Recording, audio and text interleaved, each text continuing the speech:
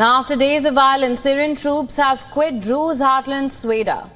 This according to Syrian Observatory for Human Rights. 594 people have been killed in these clashes since Sunday. Interim President Ahmad Al-Sharaa said that community leaders would resume security in Sweida based on what he described as supreme national interests.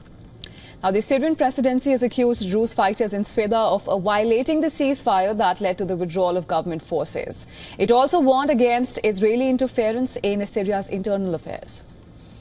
This after Israeli Prime Minister Benjamin Netanyahu said that Israel has established a clear policy of demilitarization of the area in Syria south of Damascus.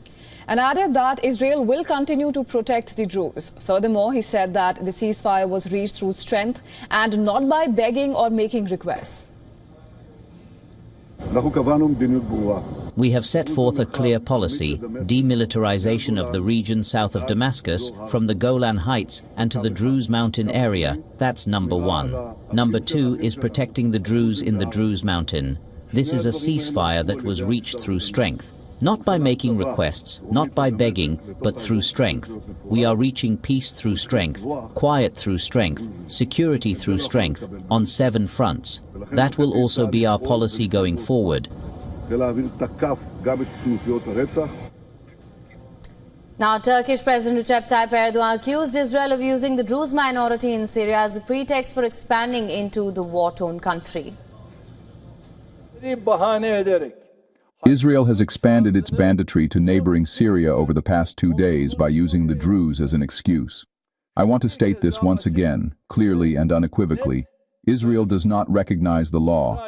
It is an unruly, unprincipled, spoiled, pampered, and reckless terrorist state.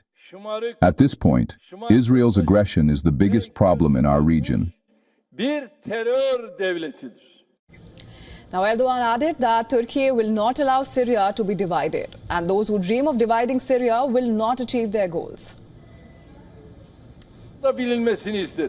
We did not consent to the division of Syria yesterday, and we certainly will not consent to it today or tomorrow.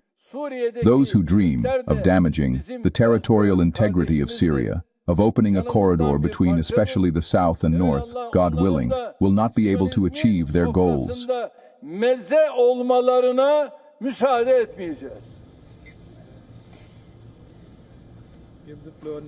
At the UN Security Council, Syrian ambassador to the United Nations condemned Israel's military intervention and called strikes an extension of the occupation.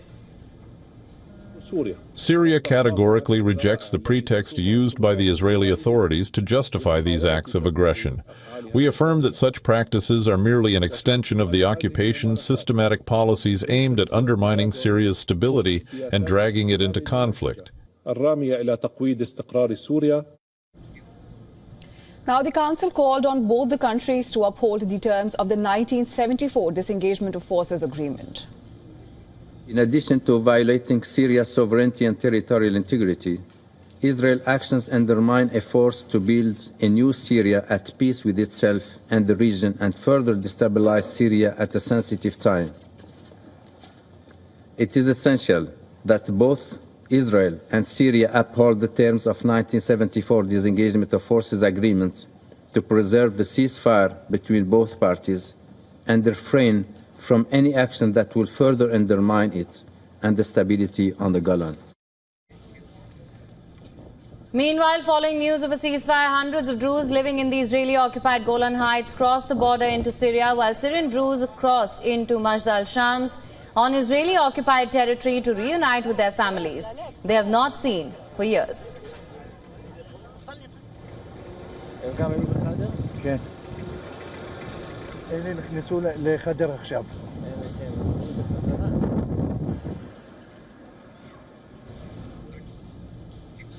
And for more on this, correspondent Susan Tehrani has sent us this report. Take a look.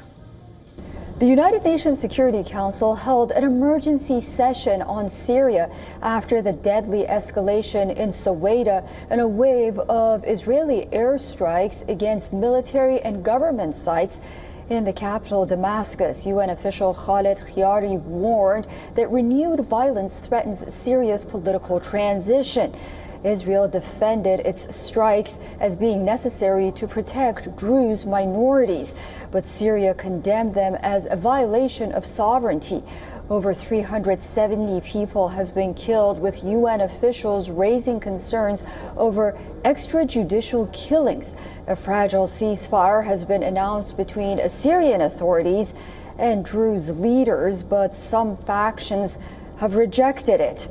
Council members here at the UN urge de-escalation, accountability, and a return to the peace process. Susan Tehrani reporting from New York for WION World is One.